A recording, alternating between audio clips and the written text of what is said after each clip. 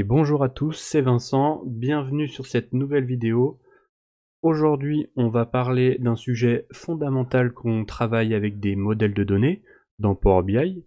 On va parler des relations entre les tables, mais plus spécifiquement des relations inactives et la fonction DAX useRelationship qui va avec. On va utiliser un jeu de données que vous pouvez voir ici très simple sur une table avec des commandes, des factures. Et on a aussi une autre table avec les clients. En règle générale, ce que je vois à peu près tout le temps, les relations inactives, dans mon cas, je les ai surtout vues dans des grosses tables qui centralisent beaucoup de choses, et notamment, plus spécifiquement, sur des colonnes dates. Quand on a plusieurs colonnes dates, on veut, entre guillemets, activer ou désactiver des relations en fonction des calculs qu'on veut réaliser. On va le voir tout de suite. Je vais, dans mon modèle de données, relier ma table date à ma table des commandes et factures sur la date de commande. Donc ça, c'est ma relation active. Et maintenant, ma relation inactive. Alors c'est plutôt du 1 à plusieurs en sens unique. Ma relation inactive que l'on voit ici en petit pointillé. On finit le modèle de données avec l'ID client. Hop. Voilà, ça c'est OK. Donc maintenant, on a notre relation inactive et notre relation active. Et on va pouvoir voir qu'ici on a perdu une ligne, parce que justement, il y a eu la relation qui s'est faite entre la table des dates et la table des commandes et des factures. Donc maintenant, comment on peut voir l'intérêt de useRelationship? Eh ben, alors, on va créer une table de mesure vide.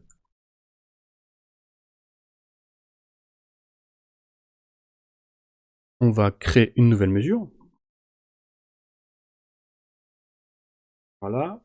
Et dans cette nouvelle mesure, on va faire quelque chose de très simple. On va compter le nombre de factures. Notre relation inactive, elle est sur la date de la facture. Donc on va compter notre nombre de factures. Donc nombre factures. On va faire une chose plutôt simple. On va dire compte-moi mes ID de factures.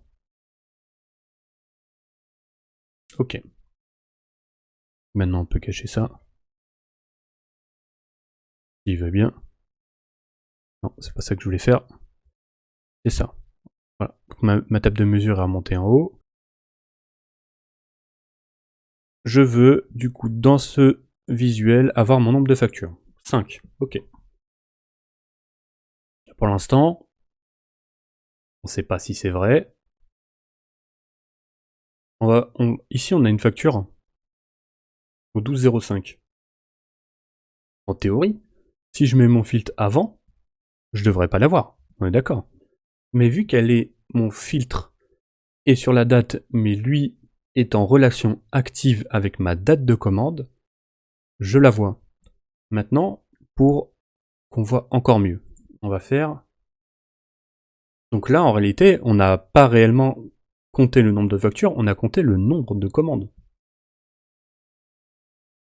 Nombre de factures avec la bonne relation. Bon, n'utilisez jamais des noms de mesures comme ça, c'est trop long, trop compliqué, mais c'est juste pour l'exemple. Et donc, ici, on va faire un calculate. Dans ce calculate, on va lui dire la même chose. Tu me comptes hop, les ID de facture.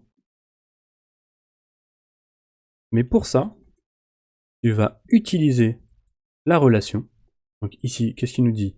Indique une relation existante à utiliser dans l'évaluation d'une expression DAX. La relation est définie par l'attribution d'un nom en tant qu'argument aux deux colonnes qui servent de point de terminaison.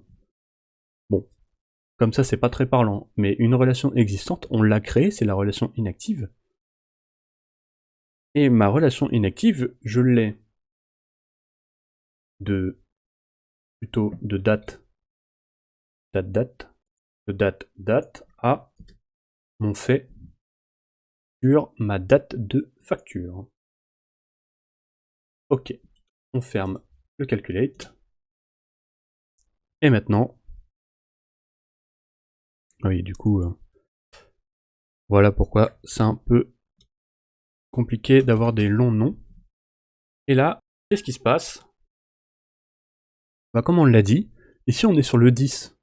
Donc, si ma date utilise la relation active entre cette date-là et la date de facture, en effet, on n'a pas de facture le 10-5. Donc il la compte pas. Voilà.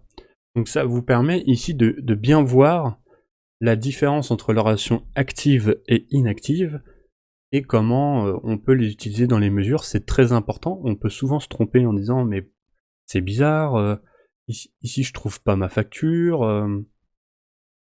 Alors j'ai un petit truc aussi, peut-être que si on enlève ça, voilà. Donc on enlève ça, on en a bien 4. Mais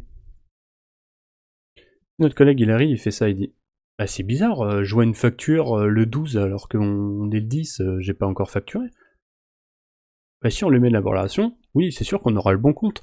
Parce que après quand vous ferez vos tableaux et vos visuels, ça peut aller, là j'ai que 1 de différence, mais ça peut aller beaucoup plus loin et faire des mauvais calculs, et même si vous utilisez après ces nombres dans d'autres mesures, et ben vous allez mettre une mauvaise valeur dans toute la chaîne, quoi.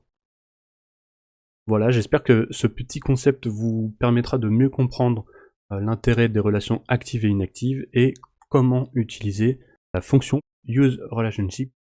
N'hésitez pas à me dire dans les commentaires si vous avez des questions ou si vous voulez voir d'autres sujets en particulier, et je serai ravi de pouvoir essayer de faire un travail dessus et de vous pouvoir le montrer. Et je vous dis à la prochaine, je vous remercie d'avoir suivi cette vidéo, et ciao, c'était Vincent.